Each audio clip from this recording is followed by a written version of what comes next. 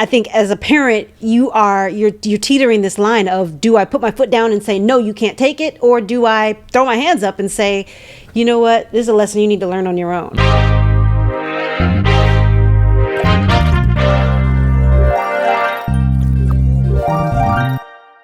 Our third son that's headed to college is now thinking about taking all of his devices. He has, I want to say 6 to 8. He's got a lot of devices. Phone, electronic devices, tablet, laptop, PC, which has all the connections. And then he wants to take his television. So we were like, that's not a good idea. We think that maybe, definitely one laptop, possibly your tablet, not quite sure where you need it, but PC, questionable. Your phone, yes, you're definitely going to need. So maybe phone, possible, tablet, and laptop. Boom, you're done. No, he wants to take phone, tablet, laptop, PC, television. Xbox.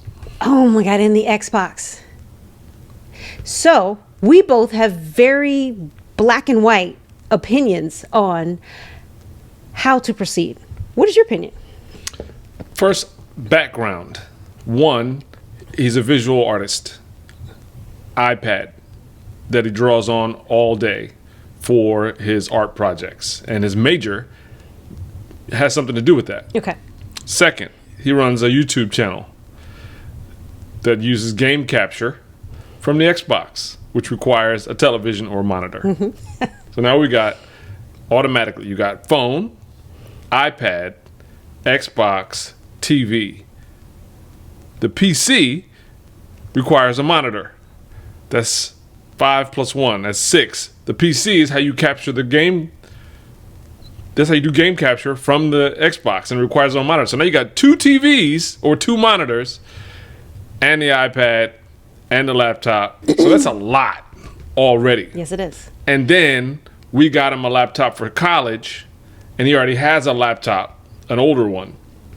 So he's trying to take all that. That's insane. That's insane. I can make an argument for it. For most of it, there's definitely no argument to be made for having 2 laptops. No. And I'm of the opinion that less is more, period. I agree. What are you thinking? So you're quite adamant that no, he should not take all of these devices. He should not. I am of a completely different opinion, which is do what you want. Now, in my mind, you should absolutely not take all those devices. But I feel like he's at an age where you're like, listen, I can't keep telling you all the things you should or should not do. You're 18 now. You're headed to college. I feel as though you're going to probably regret taking all of these things, because I feel like 1 or 2 might grow legs and walk away. Mm-hmm. But you're only going to understand, 1, what we're talking about, and 2, learn from it if it happens. Now, do I want it to happen? Absolutely not. But at the same time, he can't hear anything that we're saying at this point in his life. Like, everything that we say is wrong, or we don't know what we're talking about. You know what? Fine. So you do what you want to do, but understand I am not paying for nor replacing anything that happens to walk away. And in that sense, you're 100% right, because I agree. I'm not paying for Jack. We have paid for some of that stuff, but it's his stuff. Right. And so this goes to a larger conversation, a couple of larger conversations. One, why don't kids listen to their parents? But that's not going to be ever solved. That's not even generational. It's beyond generational. That's just youth, right? 2, did I say A or did I say 1? 1. 2, yeah, I told them that everything that you take to college, pretty much, like, don't invest in anything except for the knowledge. Everything you take, you're going to throw away. Don't buy expensive clothes. Don't buy, I found this leather trench somewhere and I'm going to keep this for life. No, you're not. It's trash. You're going to waste your money. Buy cheap stuff. Buy cheap stuff because it's all going to get damaged, destroyed, or thrown away. And so what he's just doing is pressing the fast forward button on his electronics. Whatever happens to his laptop, he bought his laptop. His first one. The first one. Yeah. I don't think he should bring it. No. Because the second one does everything the first one does, but better. Right. He runs a business that he gets paid from. True. So it's hard for me to say, don't bring your PC and your Xbox. However, it is also a distraction. It's a distraction, and moving into this dorm, you don't have an unlimited amount of space. That's another Right. issue that you have to deal with. If you put your PC and your monitor on your desk, where's your television Monitors, going? Where's yeah. your Xbox going? Like, it's too much. You don't have all the space for this. But like I said, he cannot hear me.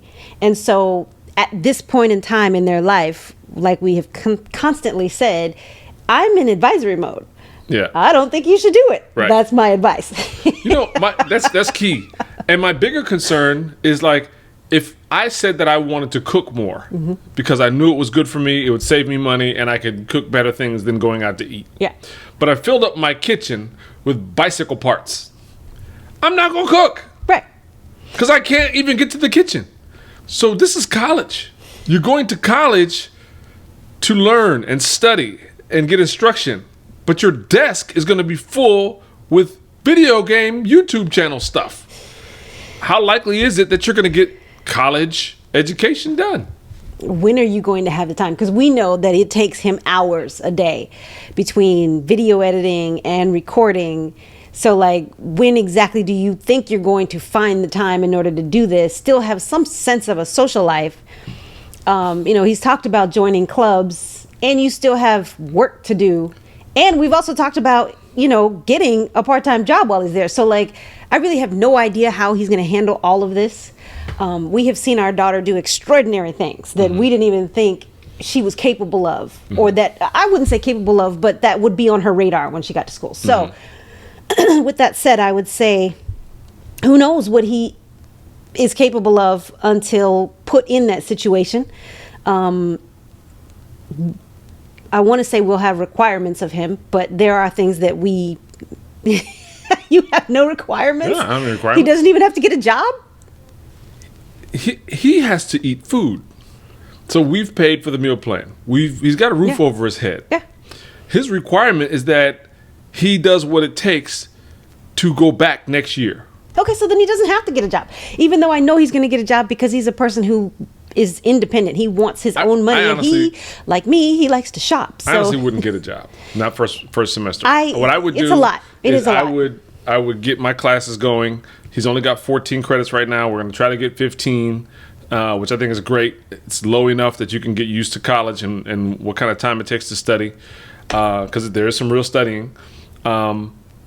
He's going to have to exercise discipline to keep himself off of the game, because in the dorm there will always, always, always be somebody doing whatever you're looking for. True. If you're looking for a haircut, somebody will be cutting hair. If you're looking to play a video game, somebody will be playing games, and that's happening 24/7 at all times. It's all of it is happening all the time. So you've got to, like, put your filter on. What do I need to be doing right now, Yeah. and where are the people who are doing what I need to be doing, or where can I go where the people aren't going to be doing the thing that I really want to be doing because I'm doing what I need to do.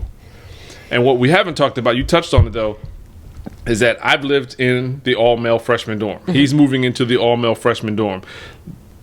Sure, things have changed, but what I bet hasn't changed is the culture of the floor, which is probably everybody's door is propped open.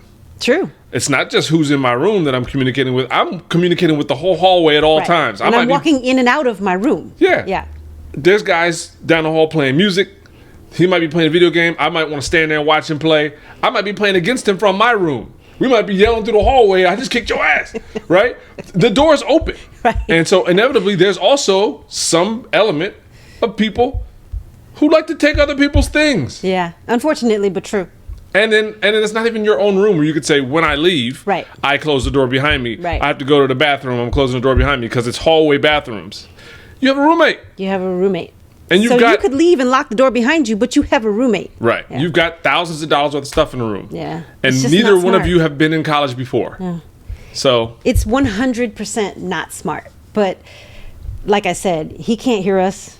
You know, he's so dead set on taking everything. It's like, I think as a parent, you're teetering this line of, do I put my foot down and say, no, you can't take it? Or do I throw my hands up and say, you know what, this is a lesson you need to learn on your own. And I'm at, this is a lesson.